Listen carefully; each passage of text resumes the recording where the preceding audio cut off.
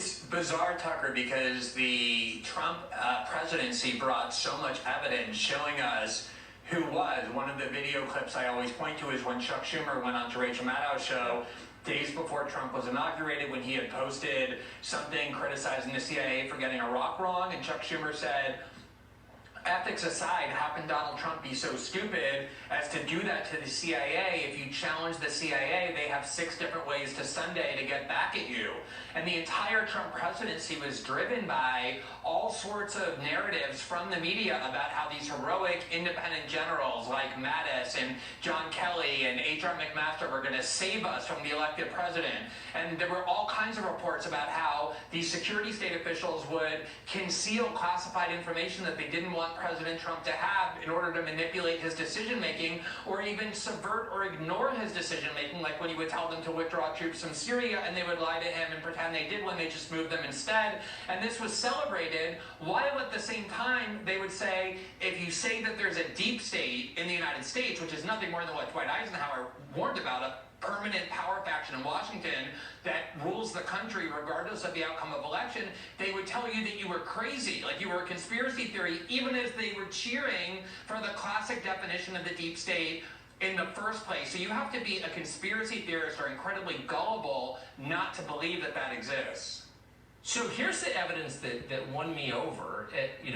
Famously, people say if you want to know who's really in charge, who you're not allowed to criticize. What's the one group Republicans and Democrats never criticize? The national security state. I mean, Republicans are happy to go after the IRS or the Education Department. I can't remember the last time a Republican leader meaningfully criticized DOJ or the Pentagon, and of course Democrats are exactly the same. That kind of tells you everything, doesn't it? Exactly, and the amazing thing is, I mean, for whatever flaws you want to point to in Donald Trump's comportment and governance, right, which I think there are several valid ones, one of the most important things that he did was he deviated from that cage that presidents have been kept in, which is he told the American people there are these security state agents who think that they run the government, and he stood up to them and challenged their orthodoxies and pieties and showed Americans, especially people in the Republican Party on the right, that these institutions are not noble or benevolent, but are highly pernicious. They want to interfere in our domestic politics, and they ought to be deeply distrusted.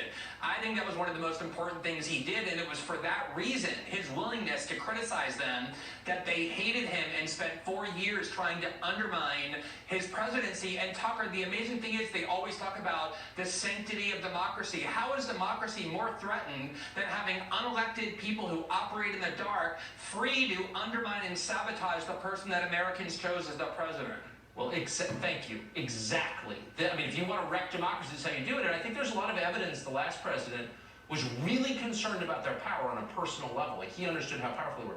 Really quick, do you think at this stage it would be possible for a president to push back and to strip the unelected power centers of some of their power in our government? You would need a big army behind you. I mean, that's why people in Washington were petrified of J. Edgar Hoover. He kept dossiers through the FBI on every politician in Washington. They do have a lot of amassed power. You need the population to rise up against them for that to work. Yeah, boy, I hope that happens, just because, I think democracy is worth having. I know you feel that way too. Glenn Greenwald, an anti-authoritarian, we're proud to have. Thanks.